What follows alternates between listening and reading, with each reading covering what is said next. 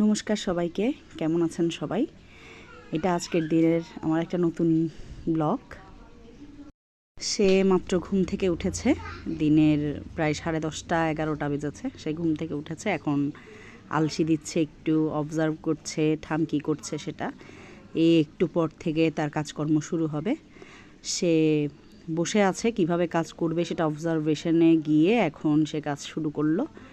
আমার শাশুড়ি একটু শাক এনেছিল, যেহেতু দিদা একটু শাক খাবে বলেছে, তো শাক এনেছে রান্না করার জন্য। উনি পাতাগুলো বেছে বেছে রাখছিলেন আর ডাঁটাগুলো পাশে রাখছিলেন। ও সেখান থেকে পাতা নিয়ে সেটা আবার কেটে এখন ওই পাশের ঝুড়িতে রাখবে। এই জন্য আমার শাশুড়িকে বলছিল ঝুড়িটা দাও। সে একটু অস্থির হয়ে এখন চেষ্টা করছে যে ডাঁটাটা ওখানে রাখতে। সে রাখতে পারুক বা না পারুক, এরপর দেখবেন আমার শাশুড়ির সাথে সে যেমন করে হাতাহাতি সে শুরু করবে, যে জিনিসটা আসলে তাকে দিতেই হয়। আর আমার শাশুড়ি কোনো কাজ করবে সেটাতেও পার্টিসিপেট করবে না, আমার মনে হয় সেটা সে স্বপ্নেও ভাবতে পারে না। আমার শাশুড়ি তাকে কোনো মতে বুঝিয়ে বলল যে এটা তুমি পাশে রাখো, আমি পরে রেখে দেব। এবার আমার শাশুড়ি যেহেতু পাতা রাখছে, সে একটা পাতা নিয়েছে, এখন সে রাখবে সেটা। তো এখানে ওরা রাখছিল। আবার আমার শাশুড়ি একটু ঝাঁকিটা ওকে দিচ্ছিল যাতে পাতা রাখতে ওর সুবিধা হয়।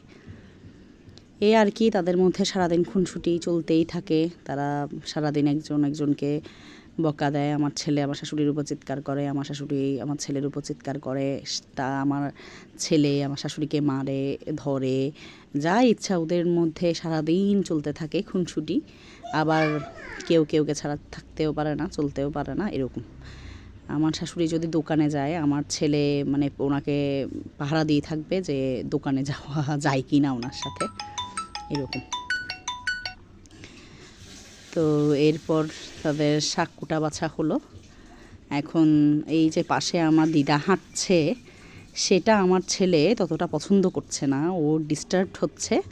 এখন বলছে বম্মা এদিকে আসবে না, একটু পর দেখবেন বলবে যে বম্মা এদিকে আসবে না, এদিকে তুমি থাকো, তুমি এদিকে আসবে না। তো তার বম্মাও তাকে বলছিল যে ও আচ্ছা, আমি তো এখানে আসতে পারবো না, আমি এদিকে পরে আসবো। তো একটু একটু হেঁটে হেঁটে ওদিক থেকে উনি চলে যাচ্ছিলেন, আবার হয়তো কিছু মনে পড়েছে, এদিকে আসছিল সবাই। এই এতটুকুই আমার ব্লগ আজকে। তাদের দুজনের একটু খুনসুটি দেখানো হলো, আর কিছুই না। সবাই কেমন আছেন জানাবেন, আর আমার নতুন পেজ সবার ভালো লাগলে একটু সবাই লাইক করে ভালো থাকবেন।